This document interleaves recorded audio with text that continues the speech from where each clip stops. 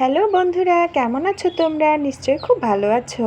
এই হলো আমাদের কুসুম রানী আর মিষ্টি কুসুম রানীর দুষ্টু মেয়ে পরি এখানে শুয়ে আছে। চলো গল্পে কি আছে দেখা যাক। আরে আরে পরি, এখনো তুই ঘুম থেকেই উঠিসনি? কত বেলা হয়ে গেল। দেখো দেখো, মেয়েটা ঘুম থেকে উঠে এসে আবার বারান্দায় শুয়ে আছে। আরে এই দুষ্টু মেয়ে, কখন উঠবি তুই আর কখন ব্রাশ করবি? হ্যাঁ, ব্রাশ করা লাগবে না? প্রত্যেকদিন সকালবেলা এই মেয়ের একই কাণ্ড। সোনা মা আমার, ওঠ বলছি, ওঠ, উঠে ব্রাশটা করে নে লক্ষ্মী মা আমার। ব্রাশ না করলে দাঁতে পোকা হবে, আর দাঁতে পোকা হলে তো ছোট্ট ছোট্ট দাঁতগুলো তো খেয়েই ফেলবে। আরে মা, রোজ রোজ সকালবেলা ব্রাশ করতে আমার একদমই ভালো লাগে না। কেন ব্রাশ না করে কি খাওয়া যায় না? ওই চিঙ্কি টিঙ্কিরা তো খাই সব সময়, কি হয় তাতে? আবার আবার আমাদের লালিতাও তো ব্রাশ করে না, সারাদিন শুধু চিবোই আর চিবোই, তাতে কি হয়?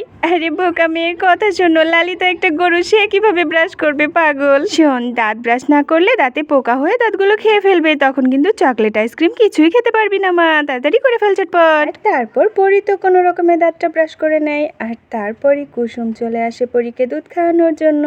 কিন্তু ছোট্ট পরি তো কিছুতেই দুধ খেতে রাজি নয়। আরে লক্ষ্মী সোনা পরি মা, আমার দুধটুকু খেয়ে নে বলছি। দুধটুকু না খেলে যে তোর গাল দুটো কিসমিসের মতো লুসলুসি হয়ে যাবে মা। আর আমাকে দৌড়াস নাই মা, লক্ষ্মী মা আমার, বাইরে বের হয়ে আয়। কিন্তু ছোট্ট পরি তো উঠে বসে আছে তাদের বাড়ির চালের উপরে। আরে মা মা মা, আমি তো পড়ে গেলাম, দুধ খাবো না বলে আমি চালের উপরে উঠে পড়েছিলাম, কিন্তু আমি তো আর নামতেই পারছি না মা, আমাকে নামাও। আরে দুষ্টু কোথাকার, চালের উপরে উঠে বসে আছে দেখো। আরে আমি আগে দুধের গ্লাসটা রাখি, না হলে কিভাবে নামাবো? কে কোথায় আছো? আমার মেয়েটাকে নামাও।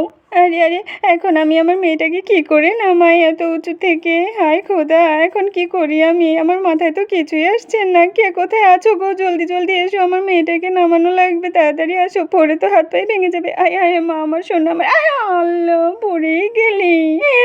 মা, আমি তো পড়ে গেলাম, আমার খুব ব্যথা পেয়েছি আমি। কি হলো দেখ এখন?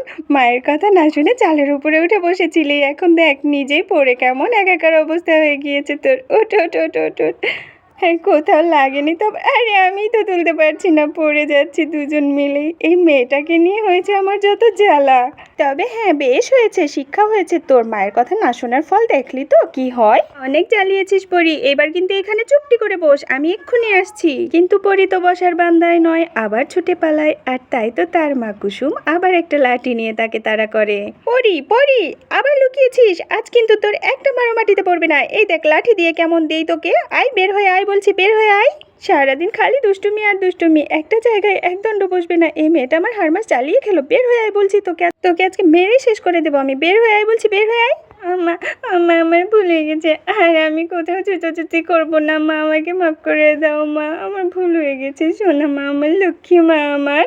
আমি আর কখনো টিনের চালে উঠবো না, দুধ খাবো, দাঁত ব্রাশ করতে না করবো না, দুষ্টুমিও করবো না মা আমার। আমি এক কান ধরে উঠবস করছি, উঠি বসি। আমি, আমার ভুলে গেছে মা, আমাকে ক্ষমা করে দাও প্লিজ। আচ্ছা ঠিক আছে ঠিক আছে, আর উঠবস করতে হবে না, আয়।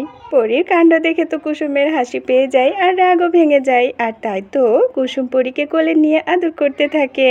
আচ্ছা আচ্ছা ঠিক আছে সোনা মা আমার, আমার ছোট্ট পরী, তুমি দুষ্টুমি করবে না তো কে করবে? তোমার এই দুষ্টুমিগুলোই তো আমার বুড়োবেলার স্মৃতির পাতায় থাকবে। তুমি বেশি বেশি দুষ্টুমি করো।